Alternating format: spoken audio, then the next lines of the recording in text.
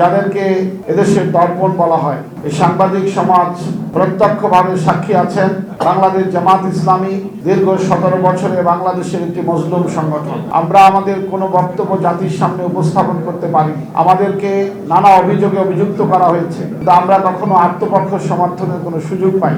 দেশের নাগরিক হিসেবে ন্যূনতম যেই নাগরিক সুবিধাটুকু থাকা উচিত ছিল, সেটুকু অনেক ক্ষেত্রে আমাদেরকে বঞ্চিত করা হয়েছে। ব্যক্তিগতভাবে, দলগতভাবে নানা বঞ্চনার শিকার আমরা ছিলাম। আপনারা সবাই জানেন, আমাদের দলের শীর্ষ 5 জন নেতাকে আদর্শিকভাবে মোকাবেলা করতে ব্যর্থ হয়ে জুডিশিয়াল কিলিং এর মাধ্যমে তাদেরকে হত্যা করা হয়েছে।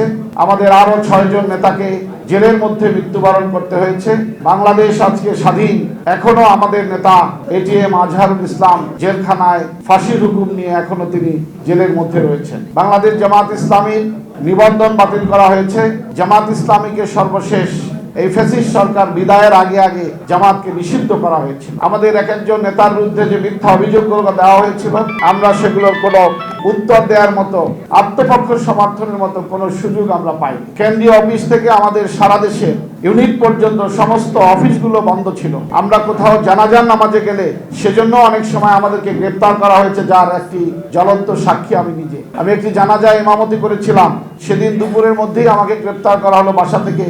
যারা গেলেন তারা বললেন যে ডিসি স্যার বলছেন আপনি এত বড় সাহস পাইলেন কোথায়, জানাজার নামাজ পড়ান, আজকে জাল বিস্তার করেছিলাম, শহর থেকে আপনাকে গ্রেপ্তার করতেই হবে। এরকম এখানে যারা আছি অনেকেই আমরা একত্রে বসে একটু চা খেতে পারিনি। নানা রকম বঞ্চনার শিকার আমরা ছিলাম। বহু রক্ত, বাংলাদেশের ছাত্র জনতার বহু ত্যাগের বিনিময় 5ই আগস্ট এই দেশ নতুন করে স্বাধীনতার একটি সুখ লাভ করছে।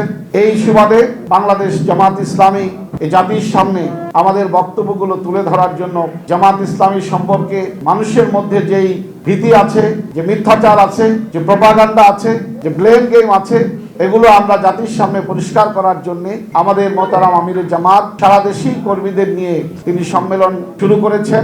আগামী 21শে জানুয়ারি আমাদের বরিশালের সম্মেলনের জন্য তিনি তারিখ দিয়েছেন। এই সম্মেলনের মাধ্যমে আমরা আমাদের সংগঠনের বক্তব্য আমাদের কর্মী ভাইদের মাধ্যমে, আপনাদের মাধ্যমে জাতির কাছে, বরিশালবাসীর কাছে তুলে ধরতে চাই। আমাদের আমিরুল জামাত সেভাবেই জনগণের সামনে কর্মী সম্মেলন হলেও জনসম্পৃক্ত কথাগুলো বলে যাচ্ছেন। বরিশাল মহানগরী এবং জেলা আমাদের এখানে 2টি শাখা, এই 2টি শাখার সমন্বয়ে আমাদের এই সম্মেলন অনুষ্ঠিত হবে। এই সম্মেলনে আমাদের এই 2 জেলায় আমাদের ইংলিশ স্টেট প্রায় 4 থেকে 5 লক্ষ সহযোগী কর্মী রোকন আছেন। তাদের সকলকেই আমরা উপস্থিত করার জন্য চেষ্টা করছি। আমরা আশা করি সর্বোচ্চ সংখ্যক জনশক্তি আমাদের এখানে হাজির হবে।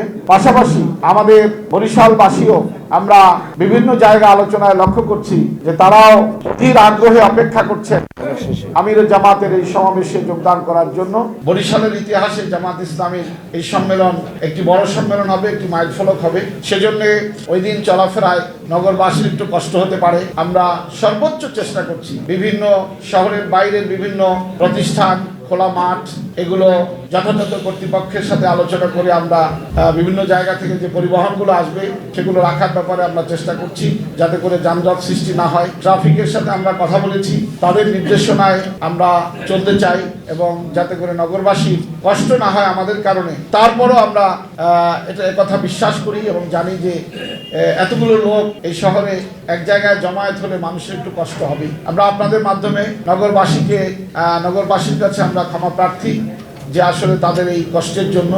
আমরা আশা করি তারা ক্ষমা সুন্দর দৃষ্টিতে দেখবেন। বাংলাদেশের বিভিন্ন প্রান্তে আপনারা দেখেছেন আমাদের আমির জামাত ছুটে বেড়াচ্ছে, কর্মীদের উদ্দেশ্যে বিভিন্ন কথা বলছে, জাতির উদ্দেশ্যে কেন্দ্র ঠিক সেই কাজের অংশ হিসাবে আজকে বরিশালে আমির জামাতের আগমন। আমরা এই আগমনকে সুন্দর এবং সুষ্ঠুভাবে বাস্তবায়িত হোক, এই জন্য আপনাদের সহযোগিতা, আপনাদের মত বিনিময় করতে যাচ্ছি।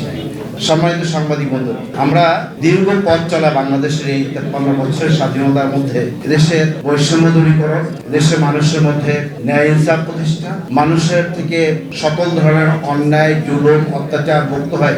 24-এর এই নূতন বিপ্লবের পরে আপনারা দেখেছেন এই যুব সমাজ, ছাত্র সমাজ, তারা কি চায়? তারা এদেশে কেবলমাত্র মানুষের মধ্যে সকল ধরনের বৈষম্য দূর করতে চায়, সকল শ্রেণী, পেশা, ধর্ম সবকিছুর মধ্যে। এবং এই উদ্দেশ্যে তারা এই কঠিন সংগ্রাম করেছে, যেটা এদেশের রাজনৈতিক দল পারেনি, অন্যান্য সংগঠন পারেনি, সকলে ঐক্যবদ্ধ হয়ে রাস্তায় দাঁড়াতে পারেনি। তারা জীবনের ঝুঁকি নিয়ে প্রায় 2000 জীবনের বিনিময় রক্ত ঝরিয়ে এবং প্রায় 25,000 আহত এবং পঙ্গু হয়ে আজকে আমরা এই নূতন একটা পরিবেশ পেয়েছি। এই জাতিকে দীর্ঘ সময় ধরে এটাকে বিভক্ত করা হয়েছিল।